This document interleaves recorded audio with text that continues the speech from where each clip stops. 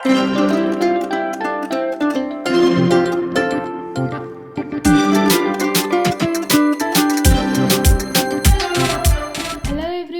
आम बनाया जाए कखारु फूल भजार रेसिपी जोटा कि बहुत ही सुंदर टेस्टी आउ क्रिस्पी अच्छी। तो वीडियो को लास्ट पर्यंत देखो, जमारू भी स्किप करंतुनी। तो फास्ट ये आम कखारु फूल गुड़िक नहीं जावा तार ये भाव में तार जो साइड्रे जो जमती कि चोपा टाइप टिके डेम्फ टाइप लगी थाए से बाहर करदे। आ भितर जो गोटे ये टाइप थी येलो कलर पार्ट गोटे ताकू मध्य बाहर करदे। अदरवाइज आउ सब जहाँ थी सेमती ही रहा दबा आकु भल भाव में सबूक फूल को आम सफा कर नबा। तो मोर टिके फूल सुखी जाइए कारण ये बेंगलोर रे बहुत फ्रेश फूल पाइबा बहुत ही डिफिकल्ट केमती के जानी दिन मिलगला तो मुझे नहीं आसली।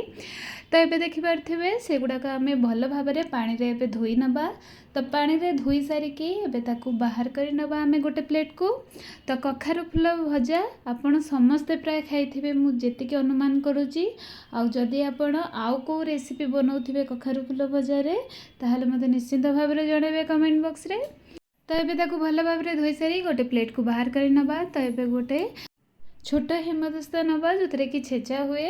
तो से टिके अदा नहीं जीवे छोट खंड अदा कंचा लंका आउ रसुण कोला 6 ରୁ 7टा आउ ताधरे टिके जीरा गोटे चामच जीरा ऐड कर नबा। तो गोटे चामच जीरा ऐड कर सारा परे ताकू भल भाव में छेची नबा। तो जीरा को आपण चाहिए गोटा मध्यम पकई पारे किंतु एथरे टिके छेची देले तार फ्लेवर बहुत ही बढ़िया सुंदर आसीबो। तो ये देखि पारथिबे पूरा छेची हो गलानी सब जाक जिनस गुड़ाक आमर एबे। तो या गोटे जगह को आम बाहर कर नबा। आ गोटे पात्र नबा बड़ पात्र। तो से आम ए बेसन ऐड करवा। तो मुझे गोटे कप बेसन नहीं आपड़ चाहिए फूलर क्वांटिटी देखी बेसन ऐड करेंगे। और बेसन हाफ चाउल गुंड ऐड करवा। तापर से कटा होता पियाज ऐड करवा। तापर से कटा होता धनिया पत्र ऐड करवा। एवं स्वाद अनुसार से लुण ऐड करवा। तो आपड़ चाहिए कला लुण अधा दे पारे।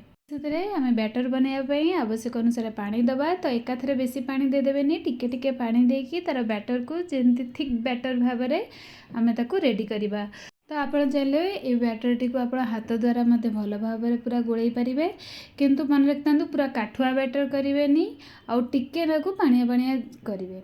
तो ये बैटर टी आमर रेडी हो जाइए। तो आम छेचा जो मसला करके रेडी करते ताकू एबे से ऐड कर नबा। तो ऐड कर सारा परे ताकू भल भाव में आप गोले देवे। तो ये आप चाहिए लंका पाउडर मध्य ऐड करें। तो मुझे लंका पाउडर ऐड करूनी कि हलदी गुंड ऐड करूनी जदि आपको पसंद ताहले आपण ऐड करें। एबे गोटे मोटा तावा नवा आप चाहिए पैन मध्य यूज करें कि कड़ई मध्य यूज करें। तो मुझे डोसा तावा नहीं जाइए। तो ये बहुत ही बढ़िया कखारु फूल भजा हो जाए।